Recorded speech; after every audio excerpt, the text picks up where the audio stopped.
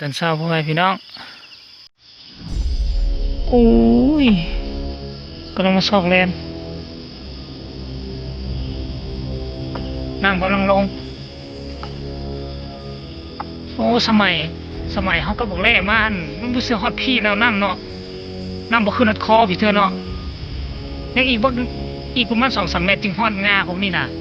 บ่เฮือเอาจอดอยู่ต้นไม้ซักพุ่นเด้ลุงพี่หางเฮือพี่เออนกทั้งหลายสิได้สั่นปีกอยู่นั่น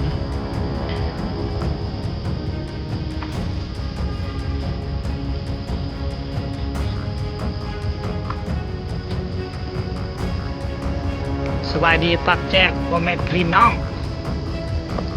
โอ้ยงาม